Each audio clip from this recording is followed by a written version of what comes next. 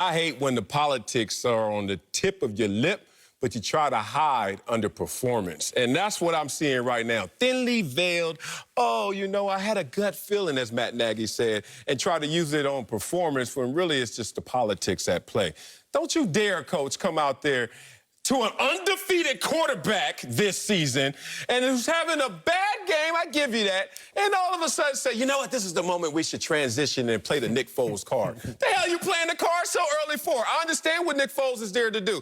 Push Mitch Trubisky and obviously be there in case of emergency, break glass, Nick Foles comes out and saves the day.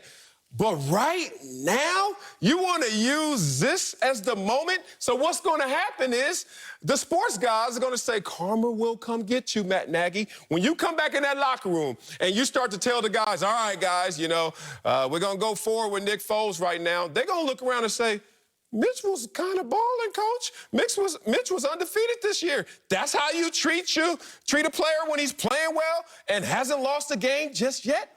Oh, and you're going to start to lose the belief from your team in you as the head coach. Be careful if you're Matt Nagy right now. This one is tough for me. I got love for Mitch. I have more love for Nick, but let's go with facts over feelings. Matt Nagy made the right decision. And it's not because Mitch Trubisky was at fault, but ultimately hindsight is 20/20. They won the game, but I'm not even going to go there because that's a little bit said in jest. Here's what I will say. Mitch Trubisky was not going to lose the Chicago Bears the game. But Nick Foles won the Chicago Bears the game. Understand there's a delineation between that. Mitch wasn't going to be the reason they were at fault. He was 13 for 21, one touchdown on the day. Like, he wasn't playing bad, statistically speaking. But Nick Foles came in there and played great. Nick Foles threw 3 touchdowns, 1 interception. But if you watch the game, that 1 interception actually was a touchdown. Both receivers, the receiver and the defensive ball, possessed the ball going into the end zone. So you can't even really fault him for that. But here's the thing we have to remember. Mitch has not been playing bad. And I also put a lot of blame on Matt Nagy for the struggles of Mitch Trubisky since he has entered into the league. But in Mitch's last 11 drives, essentially 4 quarters of play, the Bears have put up, I believe, maybe 10 points total.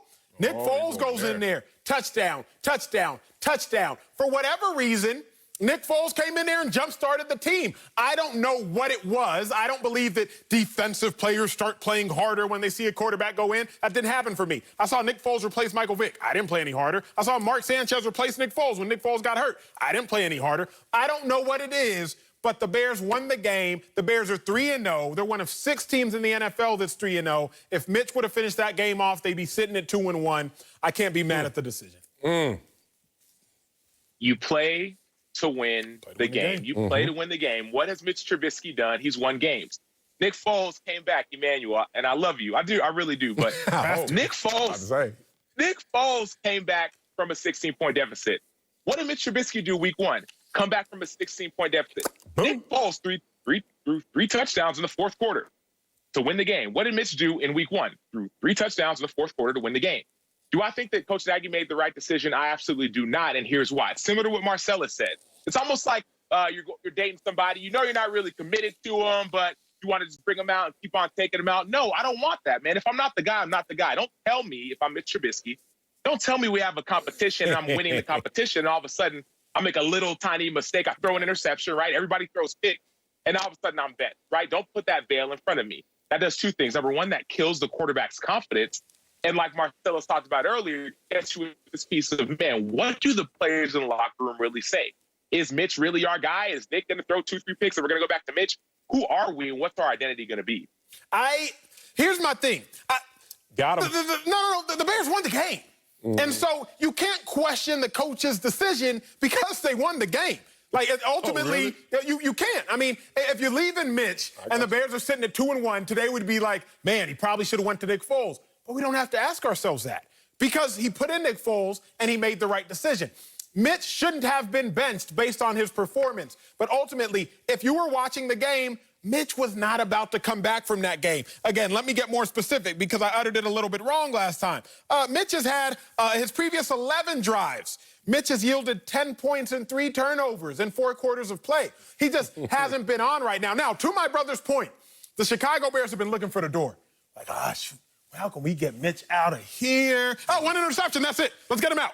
To my brother's point, the Chicago Bears have been looking to get Mitch out the door. But ultimately, if the Bears leave Mitch in, they don't win. Nick Foles, if there was a Sixth Man of the Year award in football, Nick Foles would win it. He comes in and he is the greatest relief quarterback of all time. Now, I disagree. I don't think they should start Nick Foles again this week.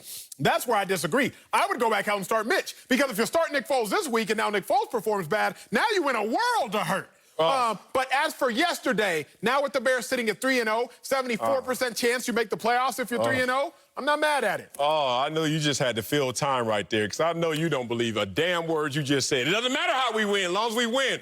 What the hell does a team have to do with winning and chemistry? You don't want to respect what that is? Let me give it to you in your world.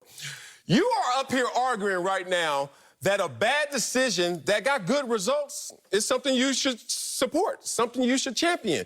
Never. I can tell you ain't got no kids, Acho. Let me tell you this. You cannot go out there and put pom-poms to bad decisions even if you get good results. Give you an example. You're on your way to work. You know you're running late, and there's that red light. And you're like, this is a bad decision, but I'm going to run it. And you get through. You get to work on time. Everything works out. Good result. But that's still a bad decision. Keep doing that and see what happens to you. Emmanuel Acho. So let's do the real apples-to-apples comparison of these two quarterbacks, because Acho cooks books. I started to learn that. Last 24 starts. Let's talk about Nick Foles, who's been 11-13 in those last 24, versus 17-7 for Mitch Trubisky. Interesting. How about let's talk about how they're performing, touchdown to interceptions. 23-18 for Nick Foles, but 31-18 for Mitch Trubisky. Oh, you think players don't have Google? You think players don't understand that, hey, the politics are at play to the point where it's clouding the vision of those upstairs. And Matt Nagy was just a pawn in the process, really trying to go through with the marching orders that were politically driven to get Mitch Trubisky out of this situation where they can have leverage to go forward. I've seen it happen too many times, and they used it against an undefeated quarterback who actually has a better win percentage than Nick Foles of recent history. So make it make sense to me, Sacho, but I don't see how you can. Well, I love what we're talking about here. We're talking about quarterbacks. Emmanuel, you tweeted something earlier about quarterbacks being the key to success, and I understand that. We're talking about Mitch Trubisky and Nick Foles. But let me tell you what no one is talking about. Nobody's talking about this Chicago Bears defense. Back in 2018, I played on the team. Back in 2018, this defense was a top 20 defense of all time.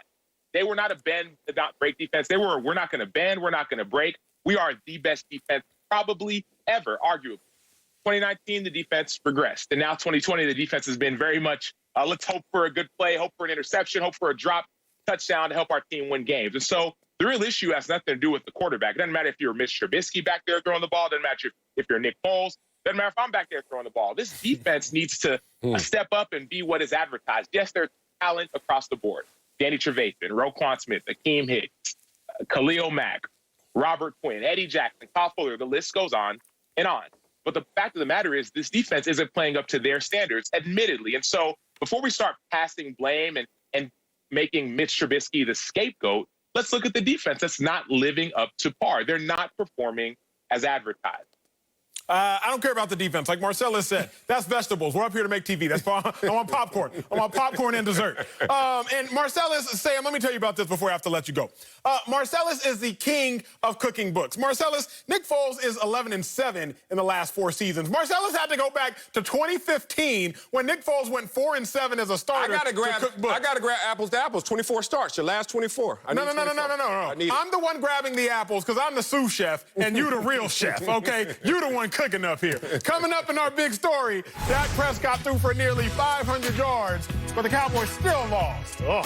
We'll tell you if he proved anything Sunday. That's next. Speak for yourself.